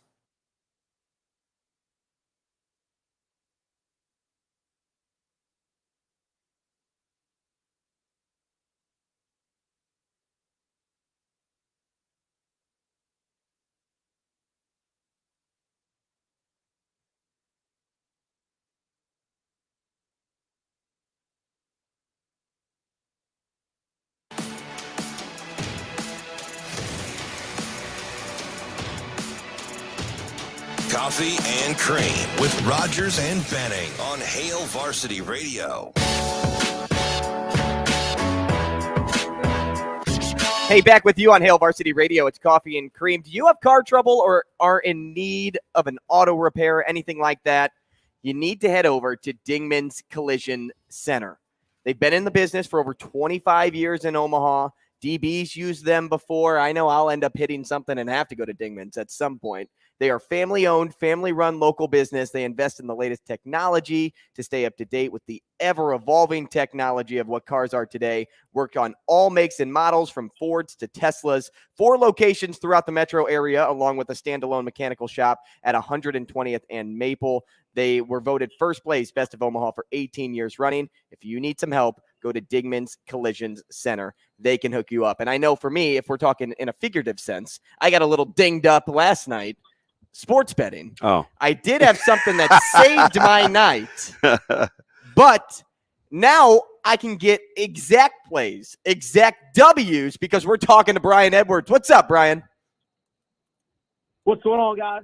Good morning. Great to hear from you at good morning, Vegas B. B. Edwards on Twitter. And you have some options for Super Wildcard Weekend, and it's a super weekend because we're making some money, hopefully, right, Brian? Correct. I think we can bet the Niners. I think really any way that you want. My favorite way to bet the 49ers this week is their team total. Their team total over 13.5 in the first half, which has gone 6-2 in their last 8 games.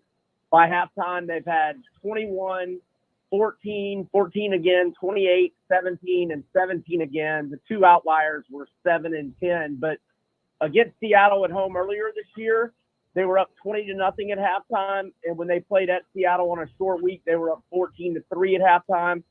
So I'm not against the Niners in the first half.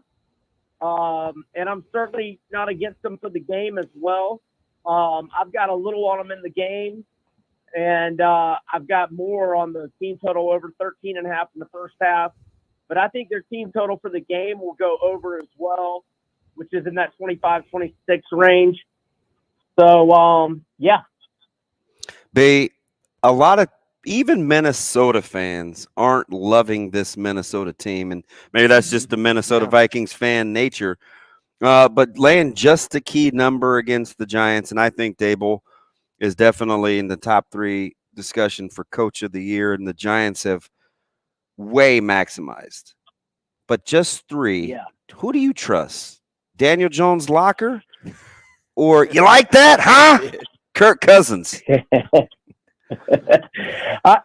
I'm going with Minnesota here, but you're right. Dayball's done a great job. Jones has had a good year. He deserves to get re-signed.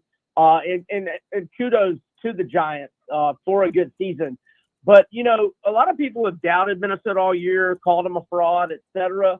They've been really good to me. I've bet them, especially at home, a bunch of times. So they're 8-1 straight up at home. The only loss being to Dallas, that nightmare game they had the week after they got the upset win at Buffalo. And in their 8 home wins, they've won all of them by at least 3. They've won their first 6 by 4 or more. Their last 2 have been by 3 each, but that would be fine. That would be a push. They only won by 3 to the Giants on December 15th. But, I'm going to go with Minnesota -3. By the way, Cousins lit them up 34 of 48, 299 yards, 3 touchdowns without a pick in that first meeting against the G-Men. But I also like the over as well, which is 48. The over's on a 5-2-1 run for the Giants in their last 8 games. All of those combined scores on the 5 overs got to 48 minimum. And the over is on a 6-1 run for the Vikings, who are next to last, number 31 in the NFL in total defense and pass defense.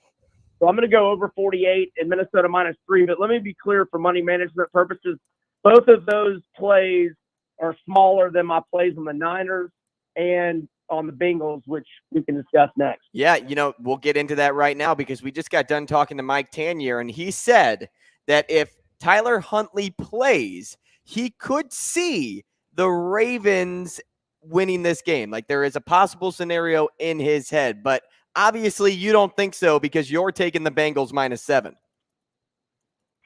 Well, the line has moved to 8 or 8.5 since like late yesterday afternoon when Lamar Jackson didn't play, and it seems almost, I know he hadn't been officially ruled out, but it seems highly unlikely that he'll play. So I bet it at 6.5 and 7. But I don't recommend it at 8 or 8.5. I have too much respect for the Ravens, but I do think if you didn't get it at 6.5 or 7, I think you're okay doing a teaser or a money line parlay with the 49ers. I think the Bengals are automatic in a teaser. They've won 8 in a row, 7-0-1 against the spread. I've got them at 11-1 to win the Super Bowl. Even with these O-line injuries, I still think they're going to win the Super Bowl. And I'm not against playing them if you can get 9-1, and I think most folks are at 9-1 right now. I just don't see anybody stopping Joe Burrow. And although I do respect the Ravens, I don't see them pulling the upset. I think the Bengals win by at least 7. So did you get that play in before the line moved, or did you buy points? Oh, yeah. I got some at 6 early in the week and some at 6.5. And yesterday I got a little more yesterday morning at 7, just anticipating that Lamar Jackson wouldn't practice and the line would move above 7 like it did. I've actually coming back with a small amount of the Ravens plus 8.5, just a baby play, just quasi hedge, hoping the Bengals win by 7.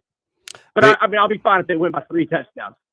Yeah, I'm sure you would. Is there a dog of 3 or more that you like that you'd grab a taste of the money line? I know I have a feeling you're going to say Tampa. You know, is that one Monday night? That's the that's the 16th. Yep. Yeah, I'm just gonna see where my chips fall on my bigger bets for the weekend before I decide anything on that one. Maybe I know you like the work for both teams. Yeah. You know, Dallas is really struggling, and Tampa Bay's been bad all year. They've been a little better here the last couple of weeks, but I don't trust either team. Is my point. Most likely to pull the upset at home, Jacksonville or Tampa? Oh, I got to go with Tampa there. Brady, Mike Evans, pretty solid defense. I got to go Tampa there. I don't trust the Jags at all. You've made a lot of money on them over the years. Although he played good for 2 months. Have you had to change your course of thought? Because you had the great nickname for Jacksonville. They made you a ton of money over the last few years. Have you had to kind of change course? Yeah, I haven't been fading the Jags as much this year. I had a big bet on the Ravens, and the Ravens blew that big lead in Jacksonville, and I don't know that I've faded them since then. Oh, man. Hey, Brian, let's change gears here to basketball. Let's look at the NBA tonight in particular. You have the Thunder 76ers, which is a game that's on your radar. The Thunder, of course, coming off of a loss where a team scored 40 free throws on them, which was insane the other night. But they are a high-scoring team. So in this game, do you like the over again? Yeah, I'm going to go over on OKC Philadelphia. It's up to 233. I got it at 231, but I'm good with it up to probably 234, maybe even 235. The over's hitting 5 straight for OKC. The over's hitting 5 straight for Philadelphia, and it's on a 14-4 run in the Sixers' last 18 since December 2nd, and their last 4 combined scores have been 263, 234, 238, 255. Got Joel Embiid back the other night, and he had a big game. I think this one flies over. I got buddies going to the Bulls-Warriors game in Chicago this weekend, and with no DeMar DeRozan, do you think betting the Bulls is a good idea? Because that's what they're still leaning, despite DeMar possibly being out. Well, Golden State's been so horrible on the road, and even though they're now healthy, they didn't look very good the other night and losing to that short-handed Phoenix team. So if the Bulls are getting points and everybody else is healthy, yeah, I wouldn't be against the Bulls as home dogs if they're dogs. There you have it. Thanks, B. Brian Edwards, thanks so much. We'll talk again soon. All right, gentlemen. Thanks for having me. Y'all have a great weekend. You too. And hopefully we win some money, and you guys out there win some money too, courtesy of @VegasBEdwards on Twitter. Out of all of those plays that you heard, do you love one of your own more than Edwards here on Super Wildcard Weekend? I kind of like the Giants, even though, Really? Yeah, because it's too easy to take Minnesota. Key number at home.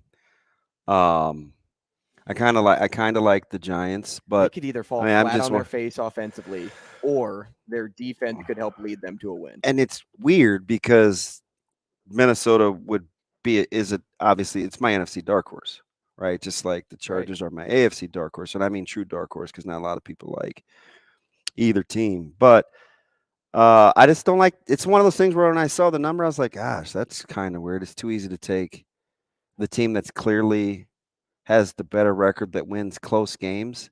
It's only a key number. I don't know.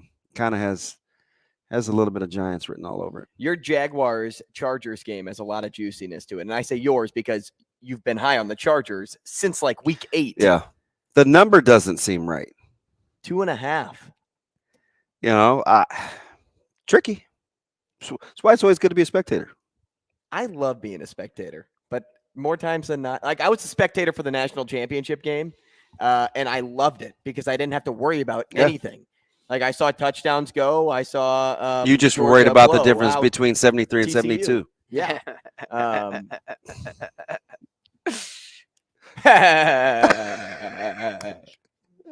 Still expecting that breakfast.